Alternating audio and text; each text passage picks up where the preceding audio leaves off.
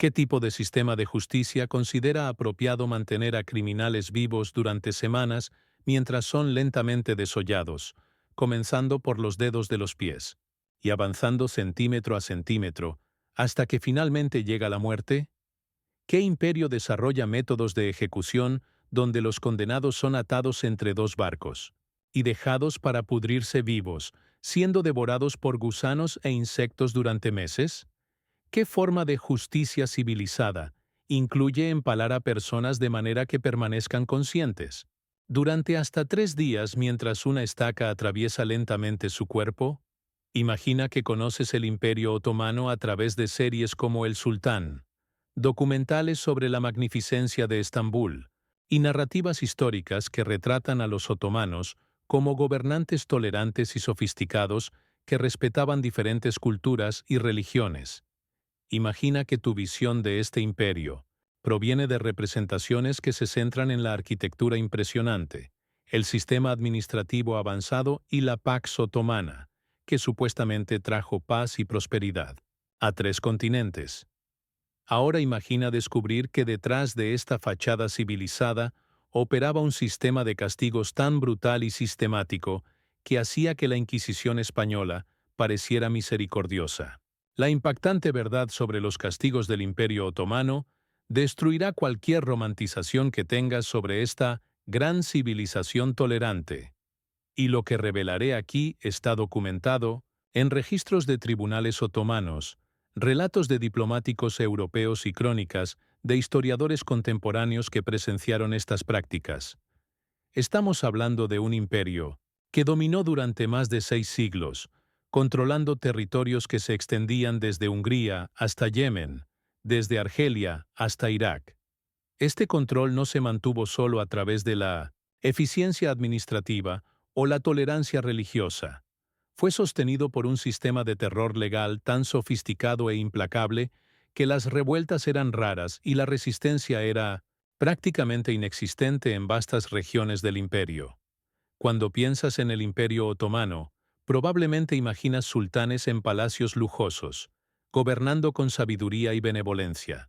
La realidad documentada era un aparato judicial que transformaba la ejecución en una ciencia aplicada, donde diferentes crímenes recibían castigos específicos calculados para maximizar el sufrimiento público y disuadir futuras transgresiones. Los otomanos no castigaban a los criminales por justicia moral o venganza emocional.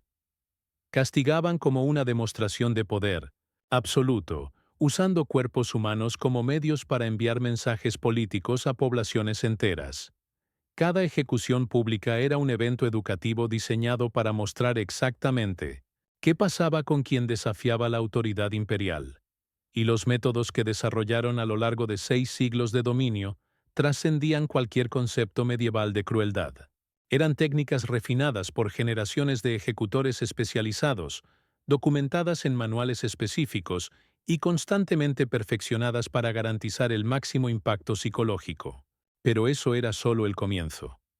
Lo que descubrirás sobre el Kanun, el código legal otomano que regulaba estos castigos, sobre los métodos específicos reservados para diferentes tipos de crímenes y sobre cómo este sistema de terror legal fue exportado a todos los territorios controlados por el imperio, revelará que la tolerancia otomana era solo una fachada pública de uno de los sistemas de control más brutales de la historia humana.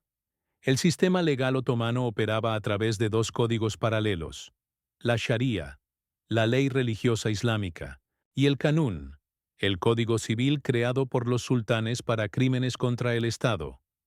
Mientras la Sharia regulaba castigos tradicionales, como la lapidación y la flagelación, el Kanun autorizaba métodos que iban mucho más allá de cualquier precedente religioso. Era en el Kanun donde se encontraban los castigos más extremos del imperio. Mehmed II, el conquistador, sistematizó estos castigos en 1453 a través del Kanun-i Osmani, que establecía métodos específicos para diferentes categorías de crímenes. La traición militar resultaba en empalamiento prolongado, la corrupción administrativa en desollamiento público y la blasfemia religiosa en el terrible barco de la muerte. técnica donde los condenados eran atados entre dos barcos y dejados para morir lentamente, siendo devorados por insectos. El diplomático austríaco Ogier Ghiselin de Busbecq, embajador, en la corte de Solimán el Magnífico, entre 1554 y 1562, documentó en sus cartas observaciones detalladas sobre ejecuciones públicas otomanas. Describe cómo presenció el empalamiento de 17 genízaros rebeldes que permanecieron vivos durante más de 2 días, gritando súplicas de misericordia que nunca llegaron. El método otomano de empalamiento era técnicamente superior al usado por otros pueblos. En lugar de perforar órganos vitales, los ejecutores otomanos insertaban estacas a través de cavidades corporales de manera que evitaran daños fatales inmediatos. La víctima era posicionada de forma que su propio peso corporal causara una penetración gradual de la estaca a lo largo de horas o días. Pero eso era solo el comienzo. Vlad III de Valaquia, conocido como Drácula, desarrolló su reputación de brutalidad tras pasar años como rehén en la corte otomana, donde aprendió técnicas de empalamiento directamente de los ejecutores imperiales. Sus métodos posteriores, que aterrorizaron a Europa, eran aplicaciones directas de castigos que había observado en Estambul. Selim I, conocido como el Severo, perfeccionó el sistema durante su reinado entre 1512 y 1520, estableciendo escuelas específicas para entrenar ejecutores especializados. Estos profesionales aprendían anatomía humana básica para garantizar que los castigos duraran el mayor tiempo posible sin causar una muerte prematura. El iskense, tortura judicial otomana, incluía técnicas como el charmú, crucifixión otomana, donde las víctimas eran atadas en cruces con clavos a través de articulaciones no vitales, permitiendo una agonía prolongada. El kasik era una variación del empalamiento donde la estaca era calentada antes de la inserción, cauterizando heridas internas para evitar la muerte por hemorragia. El sistema de castigos otomano también incluía una degradación social sistemática. Las familias de los criminales ejecutados perdían todos los derechos civiles. Eran obligadas a usar ropas específicas que las identificaban como malditas, y se les prohibía ejercer cualquier profesión respetable durante 3 generaciones. El batal era un castigo, reservado para crímenes especialmente graves contra el Estado, donde el condenado era mantenido vivo durante semanas mediante alimentación forzada mientras era sistemáticamente mutilado. Comenzaba con los dedos de los pies y las manos, avanzaba hacia las extremidades y terminaba solo cuando los órganos vitales eran finalmente alcanzados. Y estos métodos, convencionales, eran solo una preparación para las técnicas reservadas a los crímenes más graves contra la majestad imperial. El castigo reservado para la traición contra la persona del sultán trascendía cualquier concepto conocido de ejecución. El sultani qusas, venganza imperial, consistía en mantener al traidor vivo durante exactamente 40 días mientras una parte diferente de su cuerpo era removida cada día. Los ejecutores otomanos habían mapeado precisamente qué partes podían ser amputadas sin causar la muerte, creando un calendario de sufrimiento que garantizaba la conciencia total hasta el último día. Murad IV, durante su reinado entre 1623 y 1640, supervisó personalmente la ejecución del gran visir Hafuz Ahmed Pasha, sospechoso de conspiración. El proceso duró los 40 días completos, con cada sesión realizada públicamente en la plaza del hipódromo. Registros de la época documentan que más de 50.000 personas presenciaron el espectáculo completo, que se convirtió en un modelo para futuras ejecuciones, por alta traición. El sistema otomano también desarrolló castigos colectivos para disuadir revueltas regionales.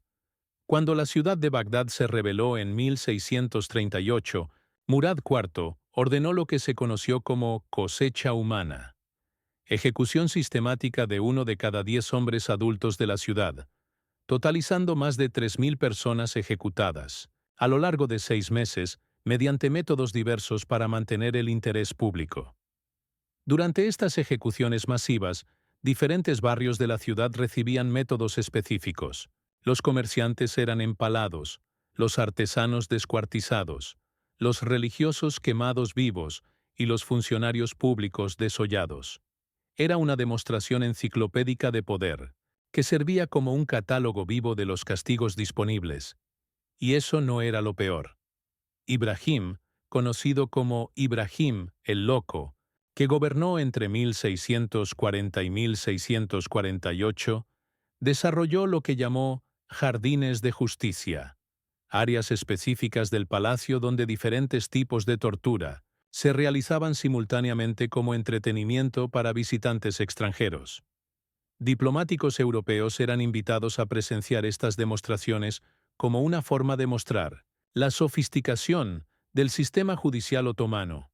El cronista otomano Evliya Çelebi registró que Ibrahim mantenía especialistas en 7 tipos diferentes de ejecución prolongada, cada uno responsable de perfeccionar métodos específicos.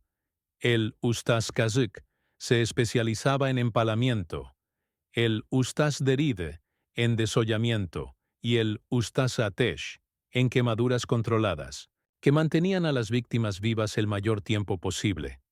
El Devşirme, sistema de reclutamiento forzado de niños cristianos, incluía castigos específicos para familias que intentaran esconder a sus hijos. Los padres eran obligados a presenciar cómo sus otros hijos eran lentamente torturados hasta que revelaran el paradero del niño escondido. Era una extorsión emocional aplicada como política de Estado. Mehmed IV introdujo el concepto de musadere psikolojik, confiscación psicológica, donde las familias de los criminales eran obligadas a participar activamente en la ejecución de sus parientes.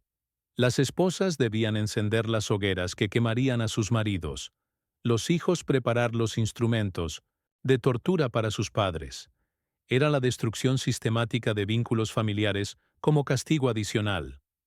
Las Kazibeli Infazlar, ejecuciones atractivas, eran eventos elaborados donde los condenados eran vestidos con ropas específicas, maquillados y preparados como actores antes de ser ejecutados mediante métodos que combinaban arte dramático con sufrimiento extremo. Era un teatro de la crueldad, elevado al nivel de política pública. Suleimán II estableció cuotas anuales de ejecuciones públicas para diferentes regiones del imperio, garantizando que cada provincia presenciara un número suficiente de castigos elaborados para mantener la moral adecuada en la población. Los gobernadores provinciales eran evaluados, no solo por la recaudación de impuestos, sino por la creatividad y el impacto de sus ejecuciones públicas. Pero todas estas técnicas refinadas de control a través del terror eran solo herramientas en un sistema mayor que permitió a los otomanos mantener el control sobre 3 continentes durante 6 siglos consecutivos. La impactante verdad sobre los castigos del Imperio Otomano no es que fueran excesos de sultanes sádicos o aberraciones de una era bárbara. Eran tecnología social aplicada, el sistema de control más sofisticado jamás desarrollado para gobernar poblaciones multiculturales a escala continental, y funcionó con precisión matemática durante más de 6 siglos. Análisis modernos de los archivos otomanos revelan que los castigos extremos se aplicaban siguiendo cálculos estadísticos precisos. Para cada 100.000 habitantes de una provincia, aproximadamente 12 ejecuciones públicas elaboradas por año eran suficientes para mantener un orden social completo. Era una ingeniería del comportamiento humano basada en datos empíricos recopilados durante siglos. El historiador británico Lord Kinross descubrió documentos del siglo XVII que muestran que los administradores otomanos mantenían registros detallados sobre índices de obediencia, correlacionados con la intensidad de las demostraciones punitivas. Las regiones que recibían castigos más elaborados presentaban tasas de rebelión un 90% menores que las áreas controladas solo a través de la fuerza militar convencional. El aspecto más perturbador es que los métodos otomanos fueron estudiados y adaptados sistemáticamente por sistemas penales modernos en el Medio Oriente. Cuando el Imperio Otomano colapsó en 1922, los exterritorios no abandonaron estas técnicas. Fueron incorporadas a los códigos legales de los nuevos estados-nación. Documentos británicos de 1920 muestran que las autoridades coloniales catalogaron métodos otomanos específicamente para mantener el control sobre poblaciones diversas sin recursos militares excesivos. El Manual de Gobernanza Colonial Británica incluía secciones completas sobre técnicas tradicionales de disuasión, basadas en precedentes otomanos. La Arabia Saudita moderna preserva ejecuciones públicas elaboradas no por fanatismo religioso, sino siguiendo un modelo administrativo otomano, que demostró su eficacia a lo largo de siglos. El Irán revolucionario de 1979 reintrodujo castigos corporales extremos utilizando manuales otomanos, traducidos como base para su nuevo código penal. Más perturbador aún, gobiernos autoritarios contemporáneos estudian deliberadamente los métodos otomanos a través de consultoría en control poblacional, ofrecida por especialistas en sistemas históricos de gobernanza. China, Corea del Norte y Myanmar han contratado historiadores especializados en administración otomana para adaptar técnicas de terror judicial a sociedades modernas. Lo que Mehmed II, Murad IV y otros sultanes realmente crearon no fue solo una brutalidad sistemática, sino la primera demostración histórica de cómo pequeñas élites pueden controlar poblaciones masivas a través de un terror calculado aplicado con precisión científica. Era una globalización a través del miedo, un modelo que permitió a los otomanos gobernar desde Budapest hasta Basora con recursos administrativos relativamente limitados. La verdadera genialidad otomana estaba en transformar la ejecución en comunicación de masas. Cada castigo público funcionaba como una transmisión de radio, enviando mensajes específicos para audiencias diferentes, comerciantes, artesanos, religiosos, militares. Era un medio de masas antes de la invención de los medios de masas. La impactante verdad sobre los castigos del Imperio Otomano es que representan el prototipo histórico más exitoso de control social a través del terror sistemático, un modelo que demostró ser tan eficaz que aún influye en cómo los gobiernos autoritarios modernos mantienen el poder sobre poblaciones que, lógicamente, deberían ser capaces de derrocarlos. Quizás la revelación más perturbadora sea que seguimos viviendo, bajo la sombra de los métodos otomanos, solo que preferimos no reconocer públicamente que estamos presenciando versiones refinadas de técnicas desarrolladas en Estambul hace 500 años, y funcionan exactamente como siempre han funcionado.